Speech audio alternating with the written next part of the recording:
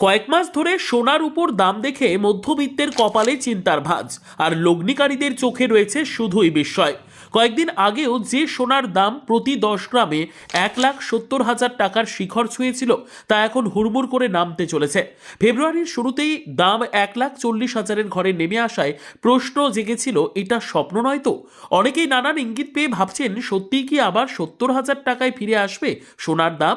বাজার বিশেষজ্ঞদের সাম্প্রতিক বিশ্লেষণ বলছে, এই সম্ভাবনা এখন আর নিছক কল্পনা নয়।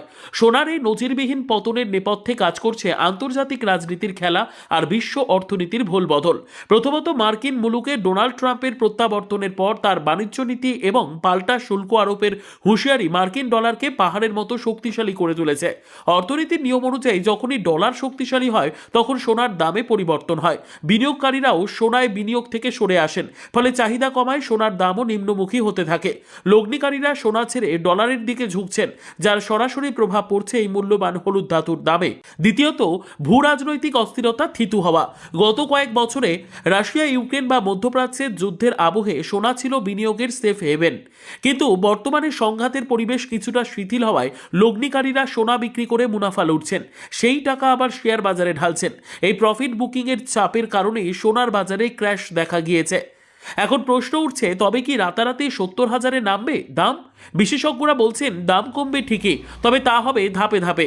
আন্তর্জাতিক বাজারে পতনের পাশাপাশি ভারতীয় মুদ্রার মান ডলারের সাপেক্ষে শক্তিশালী হলে আমদানি শুল্ক কমবে, যা দামকে আরও নিচের দিকে ঠেলে দেবে। কয়েকদিনে 20,000 টাকা পতন যদি সম্ভব হয়, তবে সঠিক আর্থিক পরিস্থিতিতে 70,000-এর ঘর ছোঁয়া অসম্ভব কিছু নয়। এই সময় ক্রেতাদের জন্য বিশেষজ্ঞ পরামর্শ রয়েছে। দাম একবারে অনেকটা কমবে বলে অপেক্ষা করা ঝুঁকি হতে পারে, কারণ বাজার অত্যন্ত অস্থির। এক্ষেত্রে একেবারে অনেকটা সোনা না কিনে অল্প অল্প করে কেনা বুদ্ধিমানের কাজ। একে বলা হয় অ্যাভারেজিং। সেই সঙ্গে সোনার বর্তমান পতনের ধারা স্থায়ী কিনা তা বুঝতে আন্তর্জাতিক বাজারের খবরের দিকে নজর রাখা জরুরি। সব দিক বিচার করে বলা যায়, 1,70,000-ই সোনার 70,000-এ ফেরা হয়তো সময় সাপেক্ষ, কিন্তু বাজারের বর্তমান দামের পতনে ইঙ্গিত দিচ্ছে যে সাধারণ মানুষের নাগালে আসার পথেই হাঁটছে সোনা। Bureau report, digital news Bangla.